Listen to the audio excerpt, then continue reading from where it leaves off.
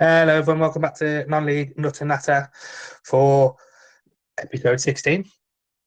It's gone quick, Mm, but then at the same time, still feels like it's been longer than that. So, yeah. yeah. Kick off with the match reports as always. Just the one for you again. Is it Andrew? Just one game, yeah. Yeah. So, I think I'll start with my first then, as I've got two. Yeah. You're getting part time, you are. So my first one came from last Tuesday. Um, Birmingham Senior Cup tie between Tividale and Lye Town. Um, as we know, Tividale Step 5 Midland Football League Premier Division, and Lye Town are Step 4 in the Northern Premier League Division 1 Midlands, something like that. Midlands, yeah. Midlands, yeah. And doing rather well. We're up there fighting for top spot not so long ago. Dropped off a little bit, but still in and around playoffs. And for them, with their first season at Step 4, they're having a pretty good season. Yeah. So yeah, Step 5 bottom against top-ish of Step 4. Lovely. um, and 2 minutes in, first opportunity goes for Lye. Free kick on the right. It's the cross comes right into the box, but it's comfortable for Lewis Connor and the Tividale goal who holds on to it. And then not much else really happened until 20 minutes. Both teams just feeling each other out, getting a feel for the game. Pitch wasn't fantastic. We did well to get the game on, in all honesty. A lot of rain, and it was questionable. I think if it hadn't Yeah. been for the situation we're in with fixtures, it might have been called off. But yeah, we had to get it on. um, Yeah. So yeah, then on 20 minutes, Tividale drive into the Lye box from the left-hand side. It's squared across the box to the back post where Zach Coriani is coming in and onto the ball. But it's a shot first time with his weaker left foot and it's just past the post. So it's still 0-0. 23 minutes, Lye have a cross from the left. It's taken down well, and then there's an effort which is well held again by Lewis Connor in the goal. 29 minutes, Tividale managed to lose the ball on the halfway line, and Lye counter, crossing from the right, and it is tapped home at the back post, and it's 1-0 to Lye. Oh dear. Held out for so well. So Yeah. And again, it's our own mistake. So then on 33 minutes, the referee starts to become a bit questionable at this point. Ewan Edwards has the ball 3 or 4 yards outside the Lye box. It's a genuine attempt to win the ball, but Ewan just kicks the ball first, and then the Lye player kicks Ewan in the leg, and you can hear the contacts because he's kicked his shin pad. It's not yeah. malicious, it's not forceful, but it's a foul. Referee decides nothing, plays on, and then the ball kind of goes out to the wing in the section between the touch line and the 18-yard box, and both a Lye player and a Tividale player both tussling for the ball, not really grabbing each other, but when it's a bit handsy. And the referee decides, however, that is a foul and it's a free kick for Lye. So it's safe to say he wasn't in our good books for that. Then 3 minutes later, there's another foul right under the referee's nose. Lye on Tividale not given. 3 seconds later, he gives a free kick to Lye. Now, it was a foul by Tividale on a Lye player. Not going to lie, so it was a foul. Yeah. But the one he let go 3 seconds earlier was worse. So starting to get a little bit, what are you actually seeing here? Well, that was it for the first half. Nothing else happened for the rest of the half. So half time, it's down 0 Lye 1. A scrappy game. Like I said, not helped by the pitch. Very few chances. I can't say Lye deserved the lead because I don't think they did, but obviously creative our own problems again, and we 1-0 down. So, second half, 52 minutes, and the ref finally gives a free kick to Tividale. Hooray! So yeah, I can't even remember what the foul was for. I just remember tweeting, "Finally, we have a free kick," with a gif of the minions cheering in the crowd. And then on 60 minutes, the referee produces 2 red cards. Off the ball incident. Yeah, off the ball incident. Didn't really see what happened. I think the linesman has helped the referee out, which is good to see if he's seen what happened. But as I say, initially, 2 red cards, 1 for each team. And then all of a sudden, he calls Lewis Taylor Boyce back over to him, who's the Tividale player, and downgrades his to a yellow. But Lye's stands as a red. So Lye down to 10. Boyce was immediately substituted. So I don't know whether that was tactical or Stu knew that he was lucky still be on the pitch, so I thought better get him off before he does get sent off. So when he came round, we said, "What happened?" He said, "Well, I tackled him or fouled him, whatever." He said, "But then he kicked out." So that's what apparently is what the Lye player was sent off for. So yeah, the error mark and Lye down to 10 men. And so from there, you'd expect Tividale to push on a little bit and perhaps become the team in the driving seat, and you'd expect Lye to not sit back, but probably not be too adventurous given I've already got the 1-goal lead. Yeah. But 9 minutes later, Lye free kick on the right hand side, flies into the 18-yard box, free header, and it's 2-0. Oh dear. Yeah, no 2 ways about it.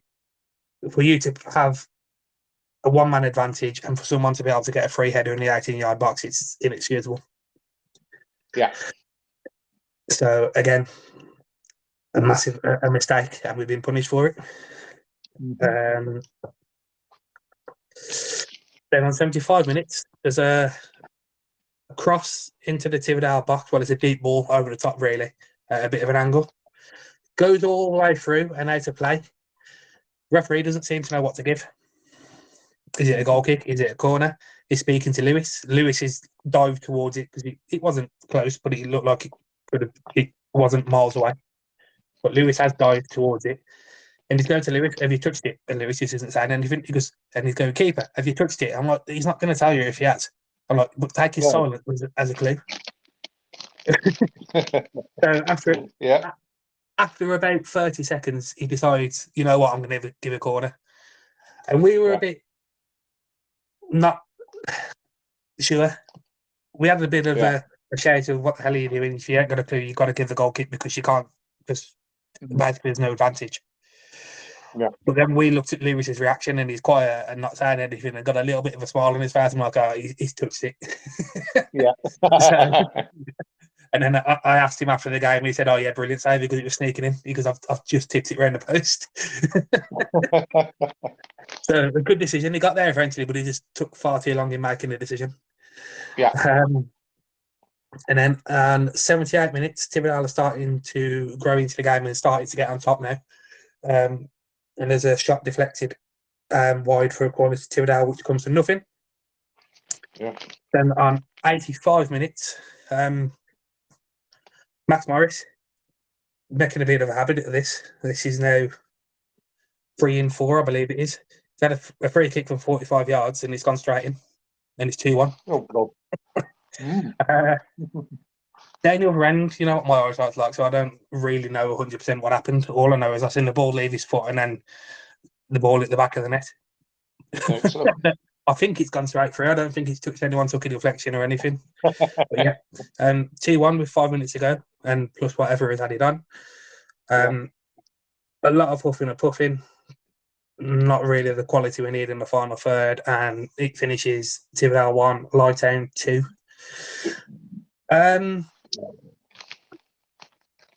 Overall, not a bad performance. Like I said, conditions weren't great. Lye in all fairness, to them, put out a very strong team. So we've held our own against those. Like I say, it's mistakes that are costing us. Mm-hmm. And I say this every week. We're being punished for every mistake we're making at the minute. We just aren't getting that little bit of luck. And I know you shouldn't make. Well, you say you shouldn't make mistakes. People are human, but like I say, it just seems that every mistake at the minute is just and we're punished. But yeah, positive performance against a team from a step higher than basically they're almost 2 divisions higher than us. The way we are in the table and the way they are. But yeah, positive performance. It's always a good game against Lye. Glad they didn't put 6 past us this time. Plenty of positives to take. And Stu was positive and upbeat after it. The lads were positive and upbeat after it, which is good. So yeah, hopefully we take that momentum into the next game. Good. Yeah. Well, let's just hope they can actually pull out some performances in the league now and stave off that relegation threat. Yep, that's the target. Well, I didn't go to a midweek game. Yep. No, I said I only got one match report. I have only got one match report. I did actually go to 2 games on Saturday, but one of them we're not going to talk about. Don't qualify as non-league. So I was scratching around for a game, seeing amongst the games that have been postponed for weather and whatnot, looking at something local, and I just happened to scroll down the map a bit and see that Tottenham under-21s were playing actually at the Tottenham Hotspur Stadium in the Premier League Cup against Fleetwood. And they were kicking off at 1 o'clock. And just down the road, Haringey Borough were playing at 3. So I thought, yes, I can get into the Tottenham Stadium for 10 quid. Excellent. And then I can get down the road and watch Haringey. So Tottenham beat Fleetwood 6-0. I scored the first 5 goals, and then I decided to leave to walk down the road to Haringey and miss the 6th. But there we go. That's as much as a match report as you get in for that one. But it was nice to get into a big stadium like that for 10 quid, because you'd never get in without a season ticket otherwise. No, definitely. But you need to adjust your goal tally on Footballogy. You're not counting that goal, you weren't there. You what?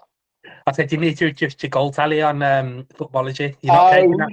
You mean I'm not allowed to count the one I miss? No, you weren't evil. There. Doesn't count. Well, I was within earshot of the crowd. Because it literally was just as I was walking out the bloody door that it happened. Anyway, we're here to talk about non-league football. So, Haringey Borough, Step 3, Isthmian Premier League. Currently, well, at the start of the game, they were sitting 20th in the league, and they were playing against Margate, who were 18th. So, bottom of the table clash on a 3G pitch. So, no danger of this one being postponed. So I got there in time for it, which was good. Just got in just as they're about to start. Nice little ground, one big stand, in the corner of which were the vocal Haringey supporters. They had a decent repertoire of songs, actually. They sang loads of different stuff, and they were singing most of the game. So that was nice. And you could get all the way around the pitch, good views all the way around. It was nice. So the game kicks off, and just a little bit of sizing each other up, first of all. The first 8 minutes or so, there was some promising crosses from both sides, but nobody on the end to capitalise for either team. We get up to quarter of an hour in, it's still pretty even. Another cross from Margate.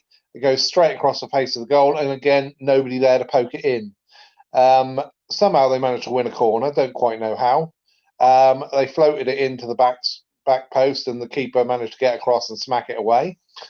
That was probably the first time they actually got the ball on target. A couple of minutes later, Haringey have a shot from range, but that goes just wide of the post.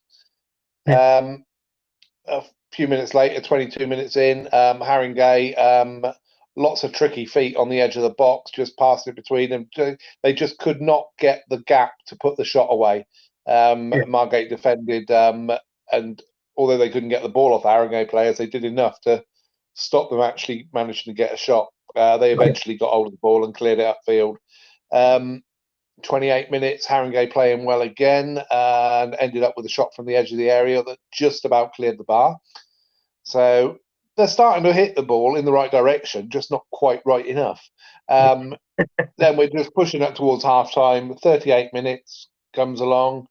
Haringey have a corner, get it into the near post, bobbles around a bit and is somehow smashed over the bar from less than 6 yards out.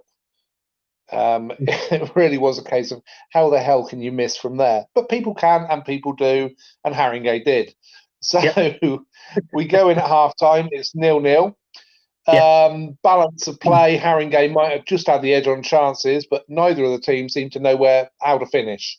The ref had a really first no contentious issues. He seemed to get them right, but what I did already noticing at this point of the match, was the absolute respect that the players from both teams were showing to the officials. There was not a single sign of dissent or argument from anybody on that pitch.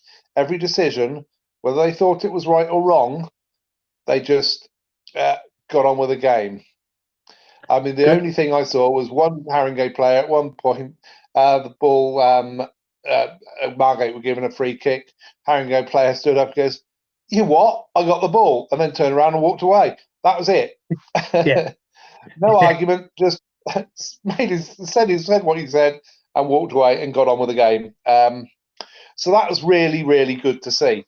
So that was half time. I had a nice pasty and a bovril, but no sign of any pepper for my bovril, but never mind, this was London.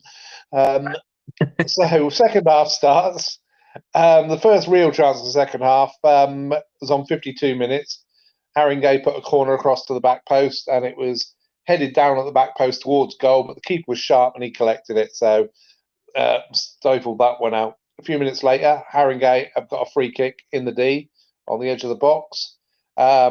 It was curled round the wall, mid-height up the goal, and the keeper got across to his left and made a good save.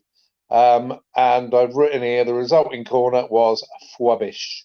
It really a waste of time having a corner if that's all they were going to do with it. They just did nothing with it. A few minutes later, Margate actually get forward this time. Defender fluffed his lines, basically. Haringey defender fluffed his lines. Striker gets in, got a decent effort away on target, but the keeper got down well and saved that one as well. So I'm thinking, okay, they're all shooting. The keepers are doing their jobs when the guys do eventually get it on target, which ain't often enough. And then we get round to 65 minutes, following a free kick. The Haringey number 7, who was busy all day, he got round to the byline on the right, to the touchline on the right-hand side. Got a good cross into the 6-yard box. It was nodded back towards the penalty spot, and player about 15 yards out managed to get his foot around it and hit a great volley into the net. 1-0 to Haringey. It was a really good goal. So they've finally taken the lead. A few minutes later, Haringey have got their tails up now. The number 11 on the left, he got a good cross in, and the guy controlled it well in the box. Got a good control turn on it and shot, and it just trickled wide. Haringey are really taking the most of this now. The referee's still having a good game, getting all the decisions right. Nobody's arguing still. 79 minutes, and Haringey get another cross in from the right. 2 players were in the box. Neither of them could get the ball. It really should have been 2-0, but it ain't. It's still 1-0. Once again, demonstrating that they couldn't finish. 80 minutes, and the first sign of any argument from anyone. And a corner is given to Margate. They thought it was handball in the box. And there was a little bit of words, but having said that, it was only the Margate captain. He went up to the referee, he told him what he thought, and again, once he said what he thought, he turned around and got on with the game. He'd made his point, and like I say, it was the captain. So if anybody's going to talk to the referee, like in rugby, it should be the captain. So fair enough. Then, so nothing came of that corner.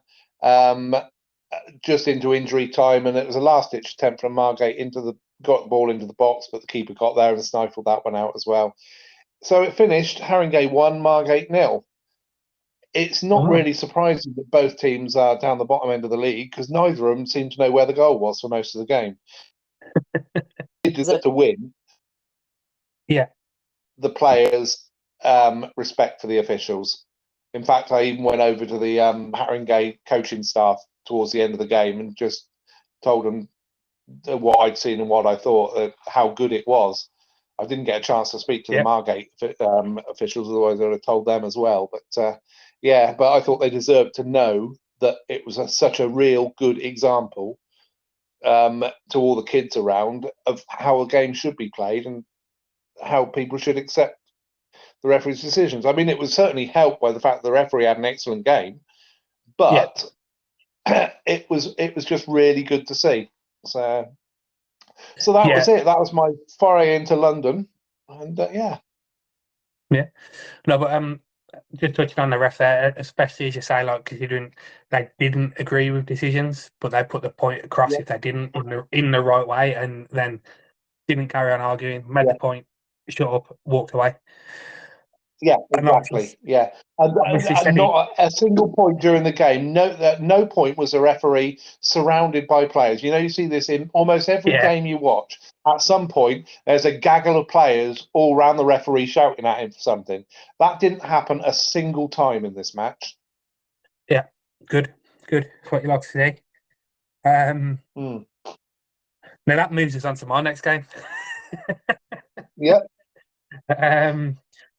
We already had one question. Here we go.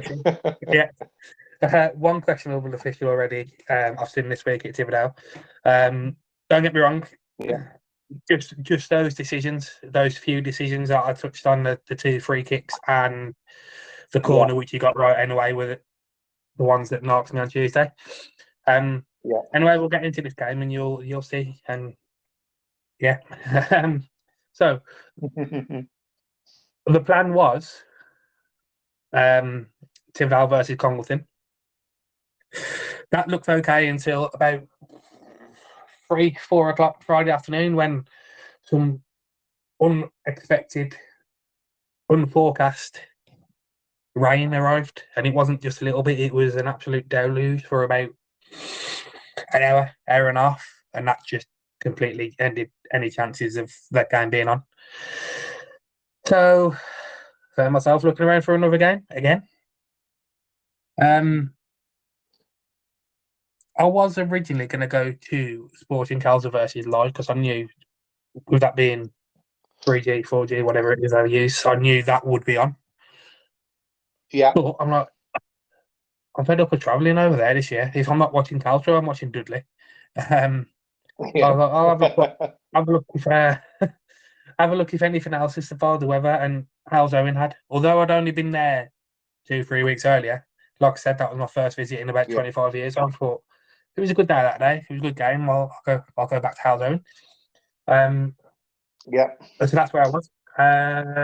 Halesowen Town versus Royston Town in the Southern League Premier Division Central.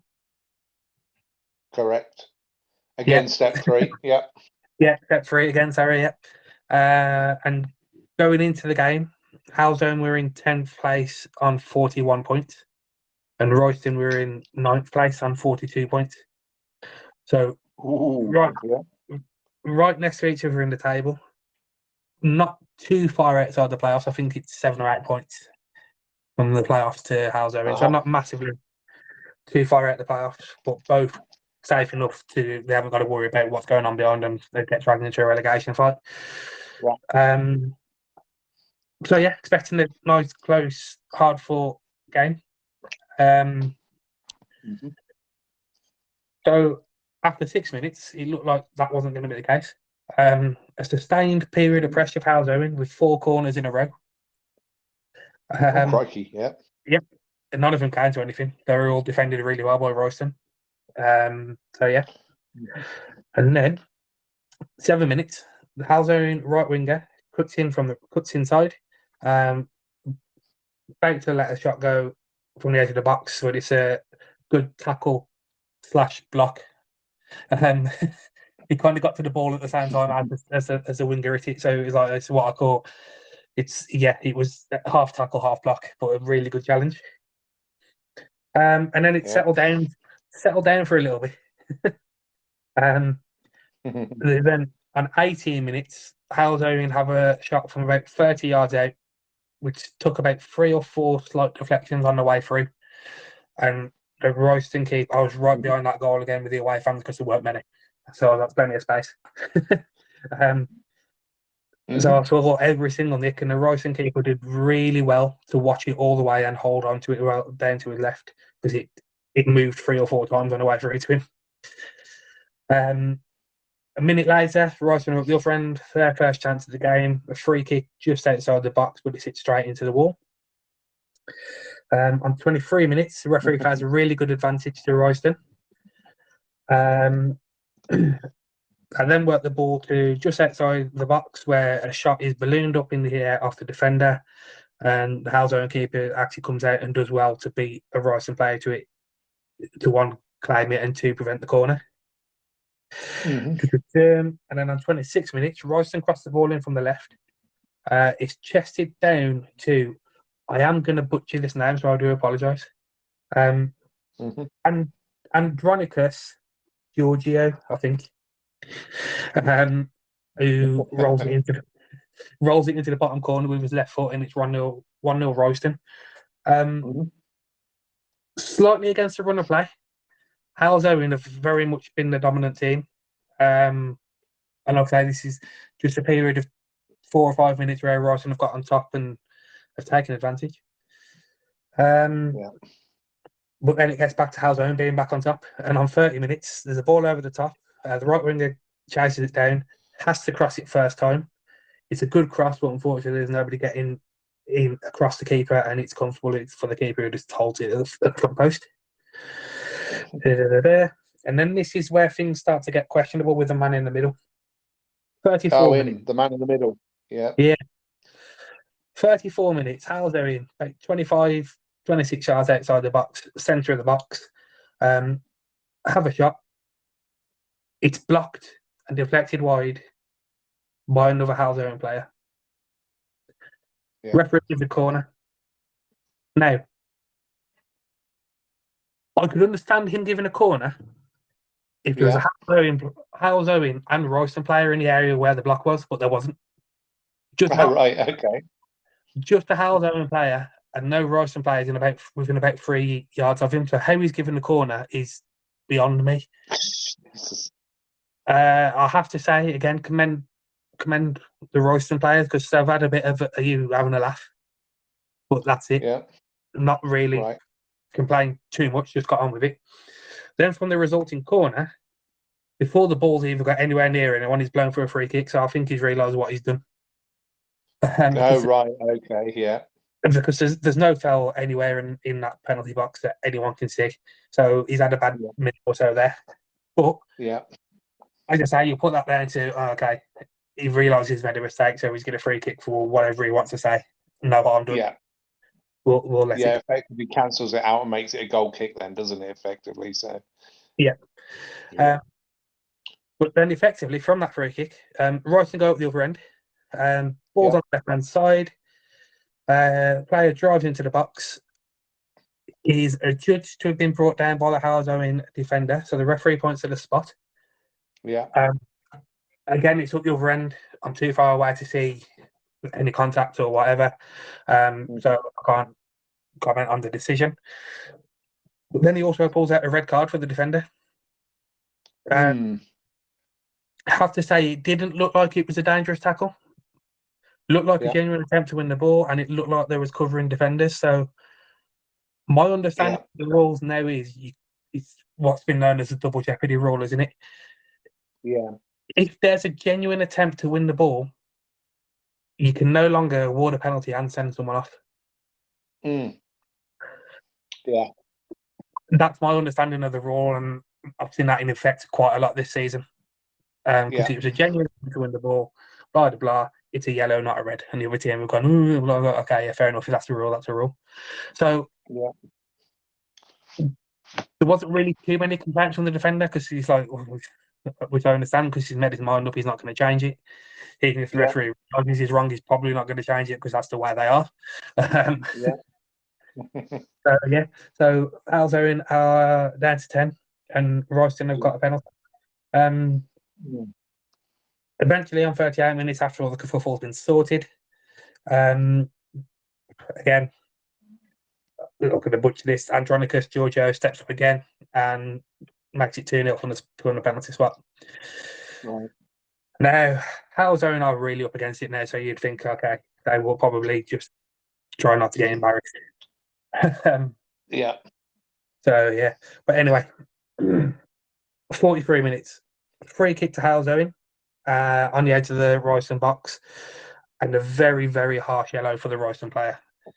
At this point, you start, has the referee realised he shouldn't have sent him off and he's now going to be a little bit, look for an excuse to eat up. Just bear that in mind for a little bit later on in the game. Yeah. Anyway, it's in my mind. I'll remember it. Yeah. Anyway, free kick just outside the box, probably a yard or two outside the box.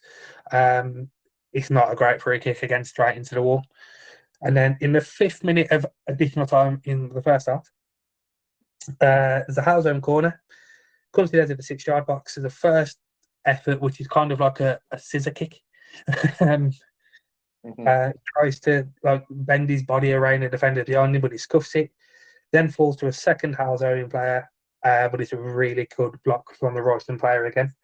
And that's how we go in at the break. Halesowen 0, Royston 2. As I say, I feel a little bit for Halesowen at that point. They have been on top for the majority of the half.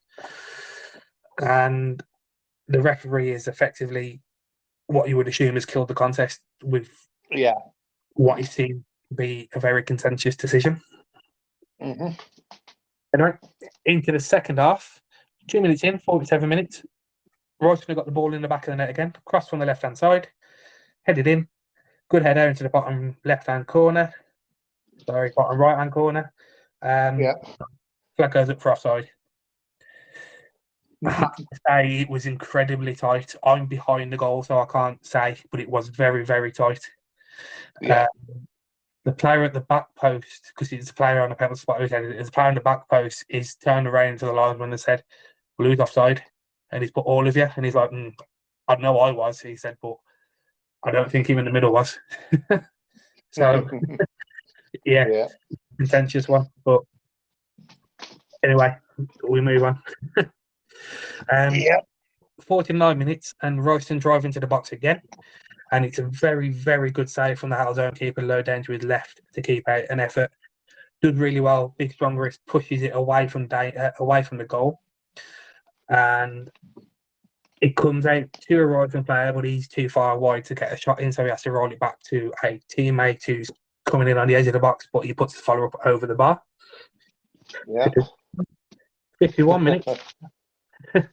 Halesowen drive into the box, and there's a shot from the left-hand side. Is saved at the near post by the Royston keeper. 53 minutes. Some more good link-up play from Halesowen. And the shot from the edge of the box is well held again by the Royston keeper. Again, looked like he took a little nick. He did really well to watch it. So Halesowen, although being 2 down, starting to come into the game a bit more and starting to ask questions of Royston. Minute later, 54 minutes. Royston on the edge of the box, have a shot deflected about 3 times, comes back off the inside of the post. Halesowen player, defender, sees the Royston forward coming in to follow it up and tap it in. Runs as hard as he can to get there first, slides across because he ain't going to be able to get there. Slides across, but can only kick it against the onrushing Royston forward, and he deflects it into the back of the net, and it's 3-0 Royston. Wow. Yeah. Again, a period where Halesowen are on top and Royston have gone down the other end and scored. So, yeah.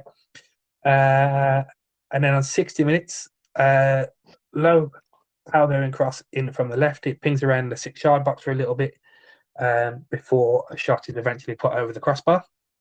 62 minutes, Halesowen cross from the right, headed at the near post, just over the bar. And then at 64 minutes, another Halesowen cross from the right. It's a really good cross, actually. It's one of those, it's in that area where the goalkeeper is a little bit too far for the goalkeeper to come, but the defenders don't want to touch it. Yeah. Unfortunately, it's just too far ahead of all of his teammates and it's cleared at that post. So, although they're a man down and 3 goals down, Halesowen actually look the more likely to score and have done. Yeah. And like I said, I have done for the majority of the game. Yeah. And then on 73 minutes, Royston flood forward. The player cuts in from the right, sorry. It's a left-footed curling effort just wide of the Halesowen goal. Keeper was beat all end up. He did a dive for the benefit of the cameras, but he was never getting there. So luckily for him, it was wide. And then 78 minutes. Do you remember what I said about the referee looking like he might be looking for an excuse to even things up? Yeah.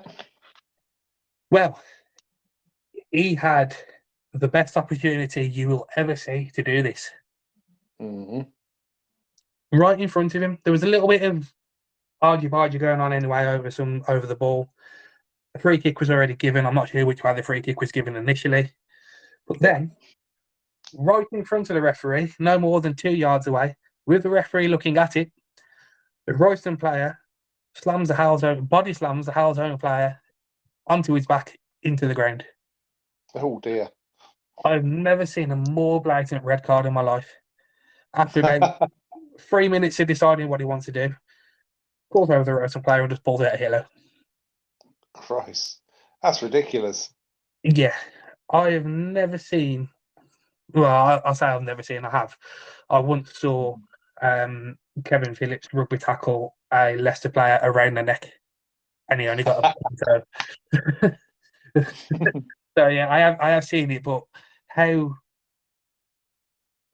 he's watched that unfold and seen it happen and has not any conclusion other than a red card is beyond me. Yeah. Sad to say, the locals weren't happy. No. But then, interestingly, I've seen on Twitter that Royston said somehow their players come out with a booking and it should have been the Halesowen player that was sent off. Now, unless I know my eyesight's not the best, but unless myself and 850 Halesowen fans have all got bad eyesight, I don't see how they can say that their player was lucky to still be on the pitch and questionable as to how he got booked. Sorry, yeah, you know what I mean. Yeah. But anyway, prior to this also happening, there was a chant going up from the Royston fans of "We can see you sneaking out." Yeah, sorry, the chants before when Royston put the effort just wide of the post seemed to be when a lot of the Halesowen fans seemed to have seen enough and started to leave. Yeah. Little bit disappointing from an outside point of view. Like I said, I don't watch them week in, week out. Considering that they've been down to 10 men for so long and actually are on top for large periods of the game. Yeah. But each to their own, I suppose. But anyway, after this yellow card, so that was on 78 minutes. Not much, sorry. Really happens until the 88th minute when I've written down Mr. All About Me. The referee by any chance? Yeah. Pulls out another yellow card for who knows what. He's given a free kick to Halesowen. The forward was walking away. And then he wasn't even talking to him. And then he's just pointed at him and showed him a yellow card. And the players looked in amusement to say, well, what for? And I have to say, everyone was looking amused. Because I have literally no idea. He was moving away from the ball. He wasn't saying anything, so it can't be for dissent. Can't be for slowing the game because he was moving away and the referee hadn't told him, give him the warning of move. And Halesowen weren't particularly looking to take the free kick quick. So yeah. And then final action of the game came in the 89th minute. Cross from the left. And then there's a really, really good double save from the Royston keeper to preserve his clean sheet. And Excellent. that was that. Halesowen 0, Royston 3. As a neutral, a really good game to watch. Both teams playing some good football. Royston defending really well, a lot better than Halesowen. Yeah. I have to say, watching Tividale on Saturday has been like watching Tividale all season. Sorry, what? Yes, did I say Halesowen? Watching Halesowen is what I wanted to say. Is what I meant to say. Yeah. So yeah, watching Halesowen on Saturday has been what it's been like watching Tividale all season. Right. Creating stuff. Just can't put the ball in the back of the net. And then the other team comes forward once, scores.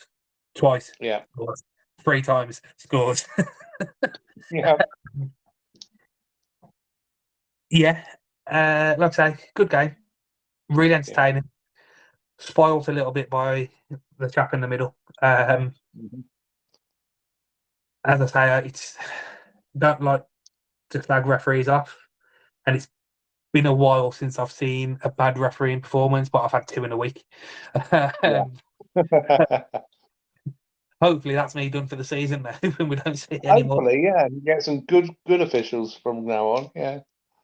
Yeah, like I say, the first decision with that corner where he's gone, okay, yeah, he probably realised he's a member state. That's why he's given the free kick. Yeah. Oh, I'm done. It should have been a goal kick anyway.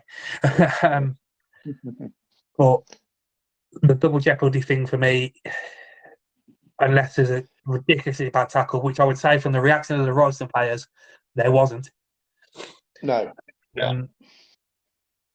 Yeah, the officials at step 3 should be knowing that you shouldn't be sending a player off for a genuine attempt to win the ball. And then for him to miss the most blatant red card you've ever seen in your life. Yeah. I really hope he was being assessed, because those are the kinds of decisions that are made when that you can't afford to be made when you're going higher up. So if he'd done, for example, in, I don't know, a National League semi-final, playoff semi-final. Yeah. I don't know, people say, oh, yeah, referees make mistakes, they don't have an outcome of the game. He's directly affected the outcome of the game there. Definitely. Making it come against 11 has a direct effect on the outcome of the game. So, yeah. But well, there we go. Halesowen fans were not happy, as I said, leaving after about 73 minutes or so. Yeah. I understand, like I say, I'm looking from the outside in. I understand they've had a bad patch of form. I think it's 7 or so games without a win now. But from where they've come from, Jamie Insel, who played from last year, he's moved on to Worcester now, winding down his career. Might be nice to recognise. He played for Hibernian and East Fife, I think. Oh, right. Yeah. Quite a decent level then. Yeah, so he knows what he's talking about. He was at Halesowen last year and was invited onto a Halesowen podcast towards the back end of last season. Right. And the question that was asked, because I was promoted from step 4 last year via the playoffs, question was asked of him, like, if we go up, what would be the aim for Halesowen next year? And he turned around and said, avoid relegation. If we can finish mid-table, it's a bonus. Now, they lost, they're still 10th. So he's commented saying, I was asked on the podcast last year, asked my opinion. This is what I've said, which is obviously what I've just said. He goes, just put things into a bit of perspective. You know what I mean? It's your first season, step 4. you're mid-table, you've got no danger of going down, and you're still not out of the running for the playoffs. Yes, Yeah, no, they've had a good season. So. it's looking more unlikely now, but it's still not unfeasible that they can get there. Right. So, yeah, if you're any Halesowen fans listening and you're a bit all doom and gloom, just think where you were this time last year. Yeah, absolutely.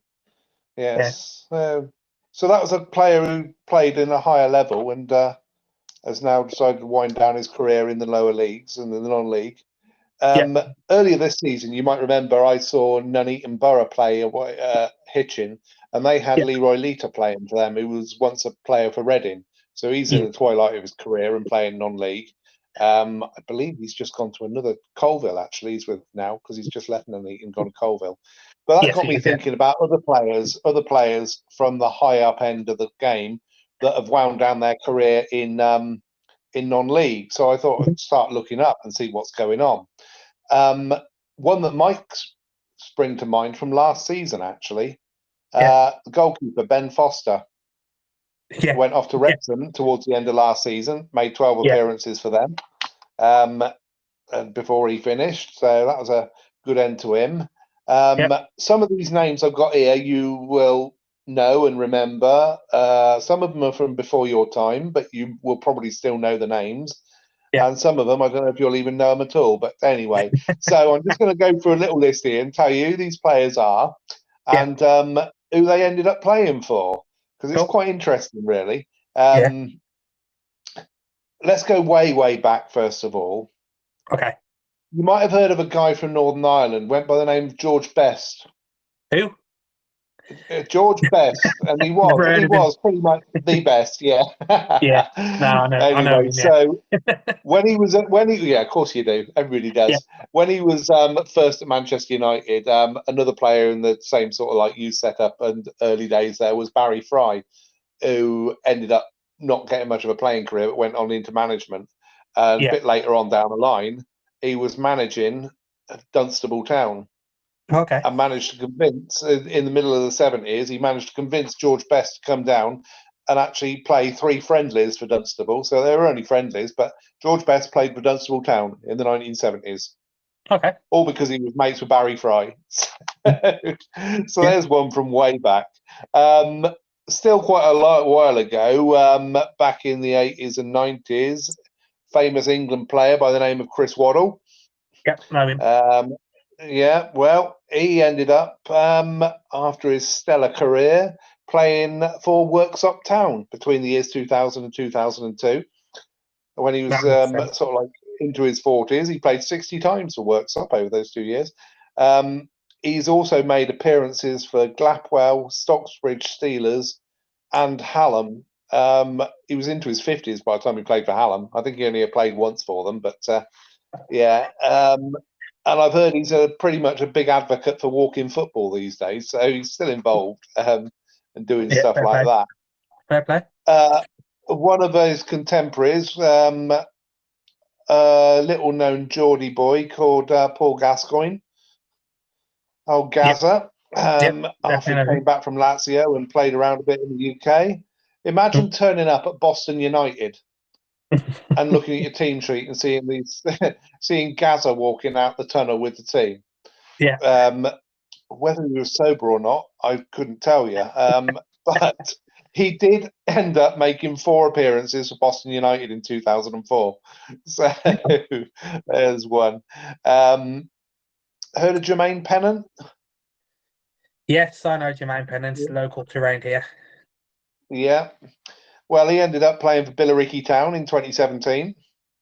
Okay. At the time, Billericay had an eccentric millionaire owner called Glenn Tamplin, who not only owned the team, but at some point he sacked the manager and ended up managing them as well. So he convinced Jermaine Pennant to turn out for them, along with a couple of other players of that era, Jamie O'Hara and Paul Konchesky. Both of them. Who were all... so they all played for Billericay Town together in 2017. Yeah. Also in 2017, go on. Sorry, Interesting fact. I don't know if you'll remember this. Jermaine Pennant, not non-league related. Well, it is because he was linked to Billericay Town, but still. Um, he was the first ever professional footballer to play football wearing electronic tag. Yes, I do remember that. Yeah, that's about the only thing I do remember him for. Yeah, I think he was playing for Birmingham at the time. Might have been. Yeah, that does ring a bell. Yeah, yeah. Might have been Liverpool, but I'm sure it was Birmingham. I'm pretty sure it was Birmingham. Yeah. So also 2017. Yeah. Titus Bramble, once of Newcastle. Yeah, I remember. He came out of retirement and played once for Margate Town. Okay. Only the once. Why not? Just do it. Yeah. Now we'll move on to somebody who's quite big in the media these days, Clinton Morrison. Yes, Clinton Morrison. Okay, Clinton Morrison played in 2016-17 season. He played for Redditch United and then Mickleover Sports. He was about 38 at the time, but he made 28 appearances for Mickleover in that season. I knew he played for Mickleover. I didn't realise he played for Redditch. He played 4 times for Redditch and then moved to Mickleover and played for them. So that's probably why I didn't know he was there. Yeah. Okay. Going back to the Arsenal side that was very, very good. Paul Merson. Yeah. He turned up playing for Welsh Pool in 2012, aged 44. Yeah. And then a few years later, in the 2019-20 season, he was into his 50s by this point. He turned out a couple of times for Hanworth Villa. So yeah, that was just a couple of times. Probably as a player manager, though, weren't it? Quite possibly, yeah. Talking to player managers, do you remember the Dutch guy with the glasses, Edgar Davids? Yeah. He went to Barnet as a player manager. They were in the National League at the time. Yeah, I remember that. So there was that. Now let's go to the class of 92, shall we? Go on. Most of those guys finished their careers at top levels. Yeah. Including Paul Scholes, for that matter. But in 2018, he did come out of retirement and play for Royston Town. And he played twice for Royston Town when he was 44. So another one. Yeah. Somebody who spent all of his senior career at one club would be Matt Letizier. The guy he played all his senior career for Southampton up until 2002-03, where he went off and played for Eastleigh for a season. He also turned out 10 years later. He turned out for Guernsey once when he was 45. So he's from Guernsey, isn't he? Yeah, he is from Guernsey originally. Absolutely, yeah. Born in St Peter Port. And then the last one I've got is a name I don't know whether you'll know, but if any fans of Ipswich and Spurs from the 80s and 90s would know Jason Dozell. And he ended up playing for Canvey Island and then Grays Athletic in 2002. Okay. And, I recognise the surname. Is it D-O-Z-Z-E-L-L? D-O-Z-Z-E-L-L. That's it. Yeah. Is he related to Andre Dozell? Is it his dad or something? Possibly. I don't know. Yeah, I recognise the surname. Yeah, it's one of those surnames that probably is related then. But so there's quite a number of decent level players. I mean, there was a time in 2012, Wembley FC had a bit of a media thing, and they did a television series for their FA Cup run, and they managed to convince somehow. They had David Seaman as goalkeeping coach. Yeah. They had Paul Merson, Martin Keown, and a couple of other ex-Arsenal players turn out for them, but they got knocked out in the second game they played. So they just turned out for them for a couple of FA Cup ties, and that was it. And that was it. Interesting list there. Like I knew who they all were, except for the last one, but then I thought I recognise the surname. They're all big names from over the years, certainly. So out of that list, I think I've seen them all play live except for the Dozell, Chris Waddle, George Best, obviously. There was someone else further back potentially. Laetitia, I just missed him, and that Yeah. I'm kind of disappointed at that because I've seen some of his goals going back, and Oh God, yeah, he could have hit him probably when he wanted to. Yes. yeah, probably the most natural finisher of a football I've ever seen. I Yeah. would dread to think some of the goals he's scored on the pitches nowadays because I've looked back at the old Southampton ground and the pitch there, and I'm like, how have you done that on that pitch? Yeah, I mean, this um, is it. This is what the nice thing is about non-league football. I mean, you can turn up yeah, to a ground to watch a match, and you've got no idea who might turn out. Some old git who ain't played football for 10 years or so suddenly knows somebody on the management staff and turns out for them for a couple of games. So it does yeah, happen. no, yeah, definitely. I mean, there was 2 or 3 I mentioned to you when you said you were looking to look into this that Yeah, around here. Um, I can't remember who I said. I think Lita was one of them I was about to say, but you'd already written him down. yeah, yeah. But another one going back not too long ago, within the last 10 years or so, Jeff Horsfield. He Yes. played a little while for Coleshill Town. Um, there was someone else I can't think of right now, but also Lee Hughes, formerly of West Brom, Coventry, and I think that was potentially it. Might play for Cardiff as well. He finished his career. Well, he didn't finish his career. He was at Halesowen for a year or two, and then finished his career at Stourport Swifts. All So right. yeah, Yeah. got to see him last season, like Lee. So I got to see him at Tividale last year. All right. Bit surreal. Grew up watching him play at the Alwyn, and then driving walk off the pitch at Tividale and stand about 10 yards from you. It's a bit like, wow, Yeah.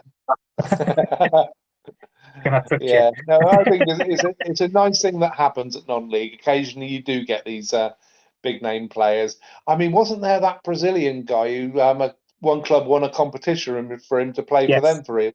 Yeah, yeah, Roberto Carlos. that's him. Yeah, and he Yeah, turned out for a yeah. team for a game. Yeah, Yeah. so Oh, Matthew Barnes Homer. mhm. Not a massive name. Um, it started out in non-league, went up to somewhere in the football league. I can't think where it was. Actually played a few games for Tividale when he was younger. Uh, Came back and he was at Rochdale Olympic, I think it was. I don't know if he's still playing. I think he is. Mhm. But yeah, I don't know what's going on with him. But he's also winding down his career in non-league if he's still playing. Yeah, excellent. Well, there you go. That was something to talk about for a while. So, Yeah, did you get any big scores this week? I did. There are 2, 4, 6, 11 of them. Go for it. None of them in the top 2 steps. So I was getting to the point where, like, if I don't get any sooner, I'm going to have to drop my boundaries this week. But it didn't disappoint. Step 3 and 4 will always deliver. Yeah. So we've got Worksop 2, Bamber Bridge 4, Chatham 6, Billericay 3. Crikey. Yep. Dulwich Hamlet 4, Cheshunt 2. Mhm. Spalding 4, Loughborough Dynamo 2. Yeah. Grantham 2, North Ferriby 4. Yeah. Most popular score of the week. Yeah. Lowest off 5, Redbridge 1. Chertsey Town 4, South Park 4. Mhm. Kings Lynn 5, Northley 1. Waltham Abbey 6, AFC Dunstable 2. Mhm. Exmouth 5, Larkhorn 0. And Bishop's Cleeve 6, Portland Rovers 2. Oh, crikey. There's some big ones there, then. Yeah, good. Yep. Yep. So, yeah. Yeah. Mm. I suppose that moves us on to the news. It does, really. Yeah. Was Yeah. there any? There was something I had bookmarks on Twitter and then unbookmarked it by mistake, then couldn't find it again. So there's one story I've lost. But I have 1, 2, 3, 4, 6 things. Some are brief, very brief, some are a little bit longer. Yeah. So it didn't take too long. First thing is obviously FA Cup 5th round week, midweek, which is strange. I think that's been going on since COVID. But As we've said previously, one non-league side left, currently in play as we speak. Maidstone United are playing Coventry away. The last I saw, they were 2-0 down to Coventry, so it looks like they're heading out. And non-league, It's 3-0. Is it 3-0? Yeah, so 3-0 now. And there's about 15, 20 minutes left. So, yeah, looks like that's the end of non-league in the FA Cup for this year. As I say, going forward, we'll touch it very, very briefly with it starting in non-league. We'll just look at the draw and obviously see the results going forward. Yeah. But we won't go too much into it now that Maidstone seems to be heading out. Yeah. So then that moves us on. Last week, I mentioned Barnet appeared to have planning permission for a new ground in Barnet approved. Yeah. As I say, I only skimmed read it. If I'd read it properly, they actually hadn't had planning permission approved. I think they just submitted planning permission. Right. So from the non-league paper this week, they haven't been given planning permission, and it's unlikely. The council said it's unlikely it will be approved, as the site they're asking to build on is currently on greenbelt land. Right. Okay. So the current plans are unlikely to be approved by the looks of it. Yeah. Rochdale, I think we spoke about these a few weeks ago. There was a potential takeover with the fans trust that fell through.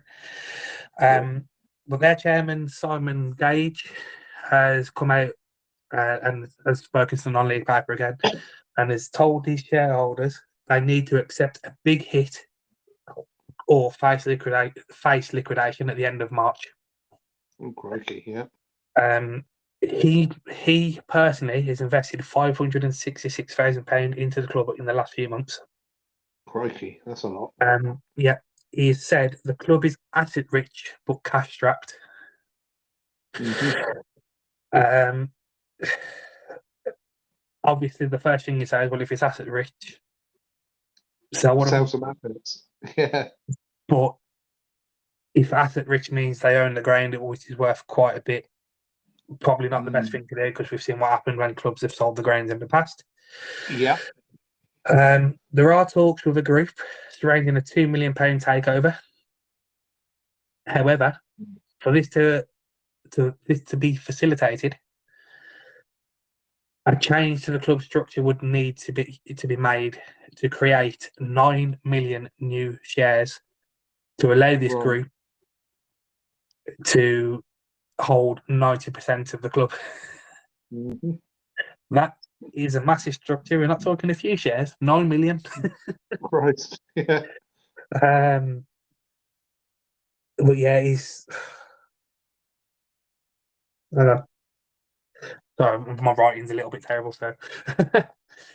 Yeah, but basically, he's turned around and said the long-term future of the club is now in the hands of the shareholders. Right. Okay.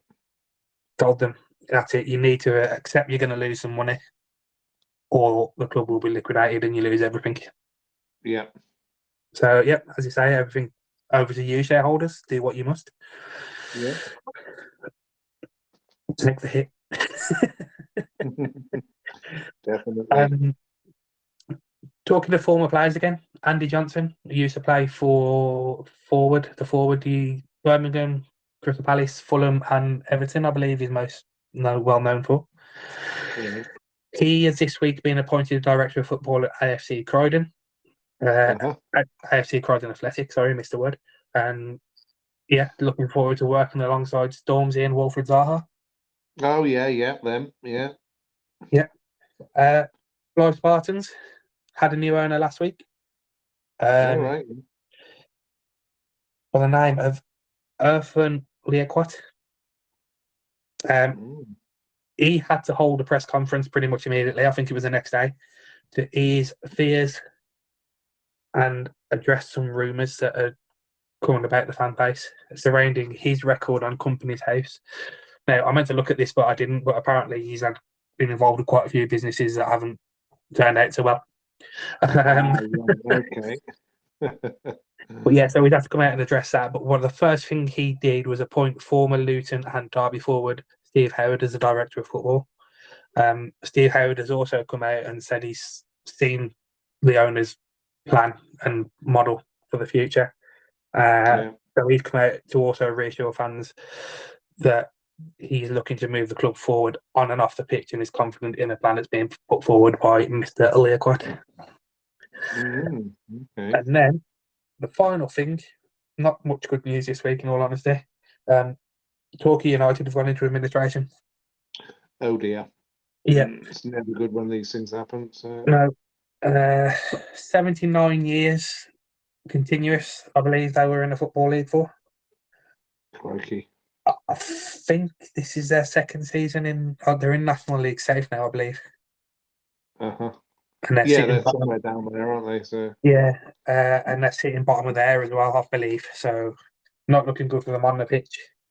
But yeah, they've appointed an administrator last Wednesday or Thursday, I believe it was.